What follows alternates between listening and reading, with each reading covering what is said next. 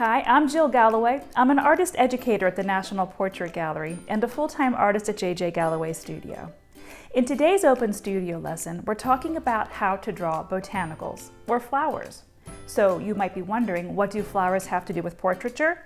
Well, think about it like this. A portrait artist's job is not just to make a portrait of what someone looks like, it's to make the portrait about them too. You need to tell a sliver of their personality or part of their story. Think about the recent portrait of Barack Obama done by Kehinde Wiley. The botanicals in that portrait tell of Barack Obama's life story.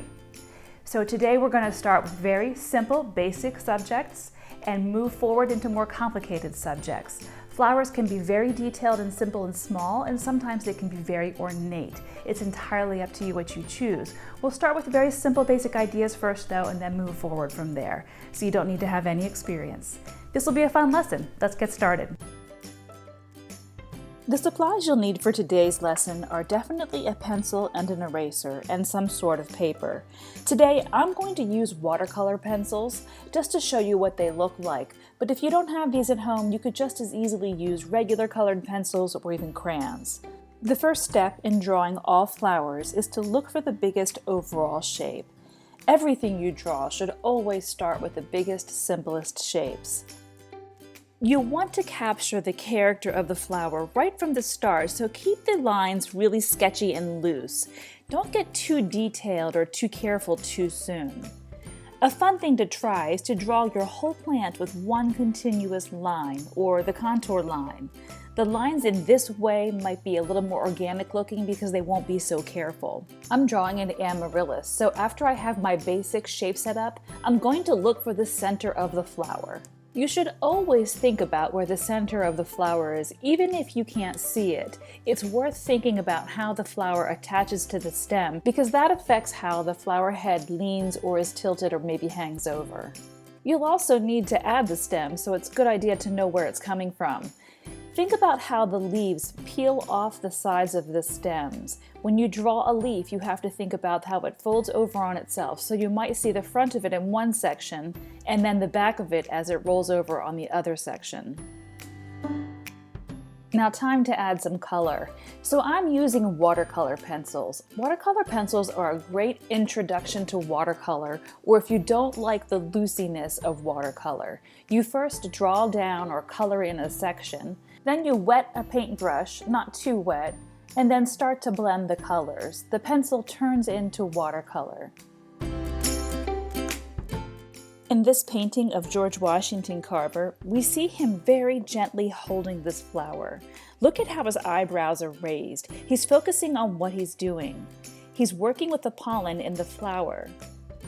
George Washington Carver started out as an art student in college and loved to paint flowers, but he was also very skilled at working with plants on a scientific level. So Carver goes on to become a scientist. His laboratory work led to the discovery of about 450 new commercial products, ranging from margarine to paste.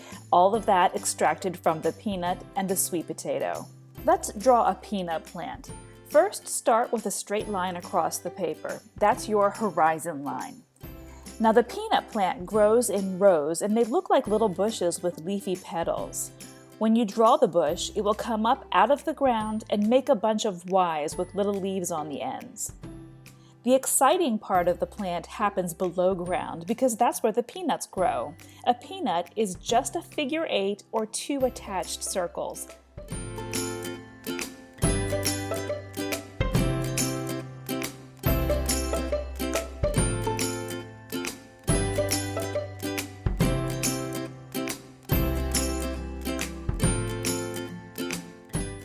Carver loaded his peanut inventions into a cart called the Jesup cart and took his ideas to Southern farmers to show them the benefits of diversifying crops, instead of relying mainly on the soil-exhausting crop of cotton. To learn more about George Washington Carver, go to our website at www.npg.edu